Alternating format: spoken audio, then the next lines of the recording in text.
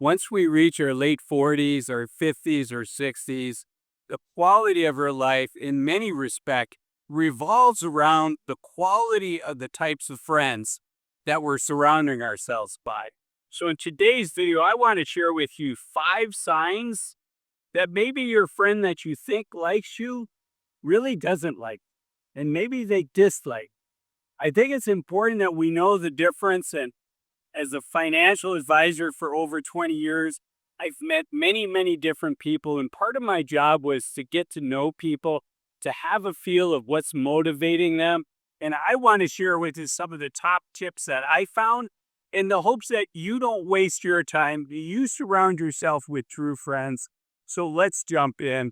And one of the first signs is not only is it hard to get on their schedule, to say, hey, let's do something together, but they're also likely to cancel at the last minute or cancel after they've already committed to doing something. And you know what? Life is just too short for that. So if somebody does that 2 or 3 times for you, it's not a good sign. Another one, and this one I want to be cautious on because, here I am, I'm in Costa Rica as I record this. This is definitely an American cultural thing, but the reality is we live in America, so these things matter. And that is, if somebody's always late to getting together with you, it may not be that they dislike you. It just might be that they're not showing respect. In the United States, we're raised, 5 minutes is kind of the margin of error for being late. And if you're going to be more than 3, 4, 5 minutes late, you need to send a text to your friend and let them know you're going to be late. So if somebody is showing up late and they act like it's no big deal, in the U.S. culture, that's a warning sign. In the Latin American culture, it's definitely not a warning sign. Getting together for lunch at 12 noon really means, sometime, actually lunch would be closer to 2 o'clock here, but it would not be unusual for somebody to be 15 minutes late. That would be considered being punctual here. Okay, so that's the second one. The third one is if it seems like they don't show the same level of enthusiasm when you're getting together with them, that maybe you notice that they show for other people. And we all have bad days. So just because somebody's not very outgoing when we get together with them, or, we go to a football game with them or whatever, and maybe they're having a bad day and so they're kind of quiet, that's fine. But if you're at a social event and they're acting one way towards you, but maybe they're acting a different way towards other people, more energy, more excitement, giving somebody a hug when they see them as opposed to a handshake, or a kiss on the cheek as opposed to a handshake or a hey, how you doing type thing. That can be a warning sign. And again, all of these things I think are important because we want to surround ourselves with people that are going to give us energy, that are going to make the quality of our life better. Which brings me to the third point, which is, do they give you energy? When you are visiting with them, afterwards you think, I'm really glad I spent time with them. And does it seem like they were energized by spending time with you, and they were excited to have seen you, and they're asking, hey, when are we going to get together next? We should do this more often. Those are the kinds of things that we want. I think of friends almost like a garden. My grandfather was a farmer, and he passed away before I was born. But my mother and her sisters have shared with me how much work it was being a farmer. And, my grandfather would have to cultivate the main crop that he was growing. So he would spend time, effort, water, nutrients, and are your friends putting that into the relationship with you? And if they're not, maybe that's okay. We have different levels of friends, and it's definitely healthy to have different levels of friends, right? Not everybody's going to be your best friend.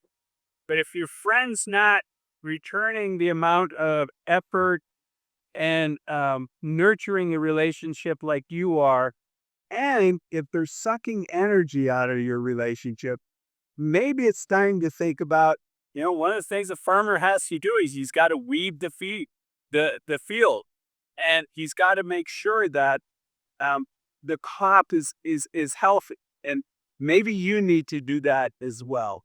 Okay, the fifth one, and stick around to the end because I'm gonna share how we put this all together and how it can really lead to enrich your life. But the fifth one is, if the person you're spending time with is putting down other people in front of you, then the question becomes, what do they say about you in front of other people, right?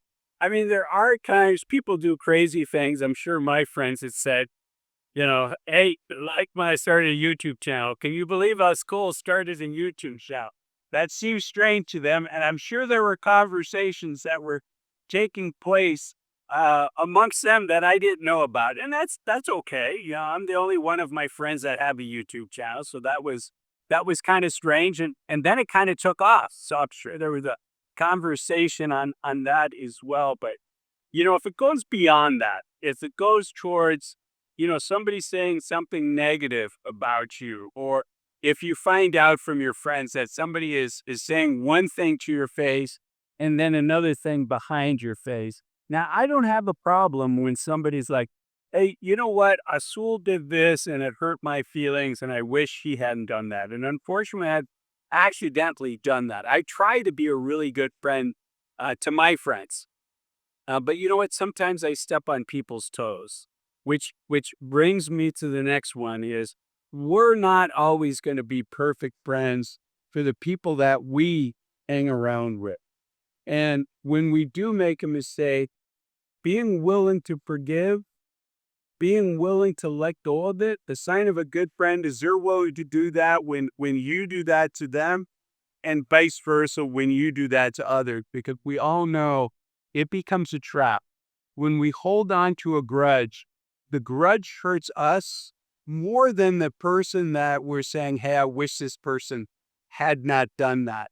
So friends are the spice of life in retirement. Friends are the spice of life when we're working. Friends are the spice of life when we have all the responsibilities of raising our kids. I just want to make sure that that spice of life is enhancing your meal, not destroying your meal, right? A little bit of garlic goes a long way. A little bit of habanero sauce goes a long way as well.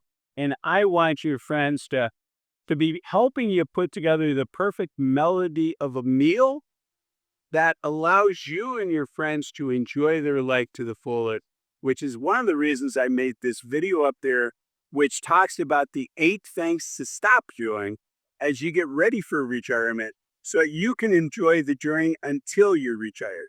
Thanks for watching this video. I'll see you in the next. Bye-bye.